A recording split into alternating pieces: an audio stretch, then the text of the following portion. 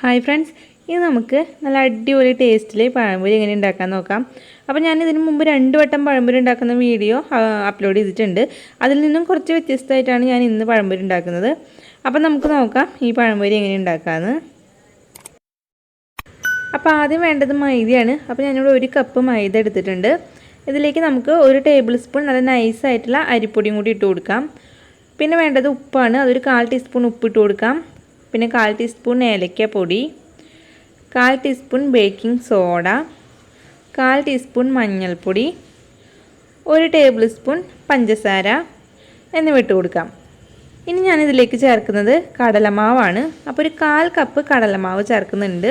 അപ്പോൾ നിങ്ങൾ ഇതുവരയ്ക്കും കടലമാവ് ചേർത്തിട്ട് പഴംപൊരി ഉണ്ടാക്കിയിട്ടില്ലെങ്കിൽ എന്തായാലും ഒന്ന് ട്രൈ ചെയ്ത് നോക്കുക. ശരിക്കും നമ്മൾ മുന്നൊക്കെ ഉണ്ടാക്കുന്ന പഴംപൊരിയേക്കാളും ഒരു വ്യത്യസ്ത ടേസ്റ്റൊക്കെയാണ് കടലമാവ് ചേർത്തിട്ട് പഴംപൊരി ഉണ്ടാക്കുമ്പോൾ. ഇനി ഇതെല്ലാം കൂടി നന്നായി ഒന്ന് മിക്സ് ചെയ്തെടുക്കാം. അതിനുശേഷം നമുക്കിതിലേക്ക് കുറേശ്ശെ വെള്ളം ഒഴിച്ച് കൊടുത്തിട്ട് നന്നായി മിക്സ് ചെയ്തെടുക്കാം. അപ്പോൾ കുറച്ച് കട്ടിയായിട്ടുള്ള മാവായിട്ടാണ് നമ്മളിത് എടുക്കേണ്ടത്. അപ്പോൾ ഈ ഒരു കൺസിസ്റ്റൻസിയാണ് മാവിന് വേണ്ടത്. നമ്മളിപ്പോൾ ഒരു സ്പൂണൊക്കെ വെച്ചിട്ട് മാവിൽ മുക്കി നോക്കുകയാണെന്നുണ്ടെങ്കിൽ സ്പൂണിൻ്റെ മേലെയൊക്കെ തന്നെ മാവ് നന്നായി പിടിച്ചിരിക്കുന്ന ഒരു പരുവാണ് ശരിക്കും മാവിന് വേണ്ടത്. ഇനി ഈ മാവ് ഒരു 5 മണിക്കൂറെങ്കിലും റെസ്റ്റ് ചെയ്യാനായിട്ട് വെക്കണം. കുറഞ്ഞതൊരു 3 മണിക്കൂറെങ്കിലും വെക്കണം. അപ്പോഴാണ് ഈ മാവ് കൊണ്ട് നമ്മൾ പഴംപൊരി ഉണ്ടാക്കുമ്പോൾ പഴം നന്നായിട്ട് ഇങ്ങനെ പോളച്ചിട്ട് വരുള്ളൂ. ഇനി നമുക്ക് നേന്ത്രപ്പഴം കട്ട് ചെയ്തെടുക്കാം. അപ്പോൾ നേന്ത്രപ്പഴത്തിൻ്റെ 2 സൈഡും ഒന്ന് കട്ട് ചെയ്തെടുക്കുന്നുണ്ട് നല്ലൊരു ഷേപ്പ് കിട്ടാൻ വേണ്ടിയിട്ട്. അതിനുശേഷം ഞാനിവിടെ ഒരു മീഡിയം സൈസുള്ള പഴമായതുകൊണ്ട് ഒരു പഴത്തിനെ 4 ആയിട്ടാണ് ഞാൻ കട്ട് ചെയ്തെടുക്കുന്നത്. പഴം കട്ട് ചെയ്യുമ്പോൾ ഒരുപാട് നൈസാവാനും പാടില്ല, എന്നാൽ ഒരുപാട് കട്ടിയാവാനും പാടില്ല. അപ്പോൾ ആ ഒരു രീതിയിൽ നമുക്ക് പഴം കട്ട് ചെയ്തെടുക്കാം. ഇത് നമുക്ക് ഓയിൽ ചൂടാവാനായിട്ട് വയ്ക്കാം. അപ്പോൾ വെളിച്ചെണ്ണയിൽ പഴംപൊരി തയ്യാറാക്കുന്നതിനേക്കാളും നല്ലത് ഓയിലിൽ തയ്യാറാക്കുമ്പോഴാണ്. അപ്പോൾ ഓയിൽ നന്നായിട്ട് ചൂടായിട്ടുണ്ടാവണം. നന്നായി ചൂടായിട്ടുള്ള ഓയിലിലേക്ക് നമുക്ക് ഓരോ പഴം മാവിൽ നന്നായി ഒന്ന് മുക്കി കൊടുത്തിട്ട് ഇട്ട് കൊടുക്കാം.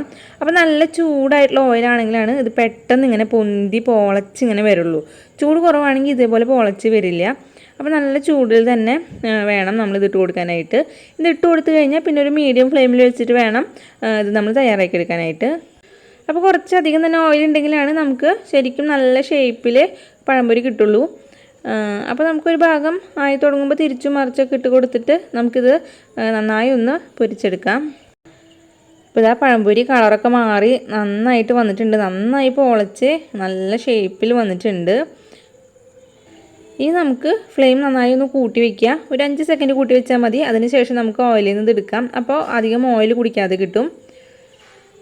അപ്പോൾ ഇതേപോലെ നമുക്ക് ബാക്കിയുള്ള പഴങ്ങളെല്ലാം തയ്യാറാക്കി എടുക്കാം. അപ്പോൾ നല്ല പോളയോട് കൂടിയിട്ട് നല്ല ഷേപ്പിൽ നല്ല ടേസ്റ്റ് ആയിട്ടുള്ള ഒരു പഴംപൊരിയാണിത്. അപ്പോൾ ഇതുപോലെ ഒന്ന് ട്രൈ ചെയ്ത് നോക്കിയിട്ട് നിങ്ങളുടെ അഭിപ്രായങ്ങൾ എന്നെ കമൻസ് ആയിട്ട് അറിയിക്കുക. പിന്നെ ഈ വീഡിയോ ഇഷ്ടപ്പെട്ടാൽ ലൈക്ക് ചെയ്യാനും ഷെയർ ചെയ്യാനും മറക്കരുത്.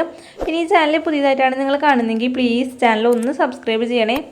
അപ്പോൾ ഇനി വേറൊരു വീഡിയോ ആയിട്ട് കാണാം. അതുവരേക്കും എല്ലാവർക്കും ബൈ.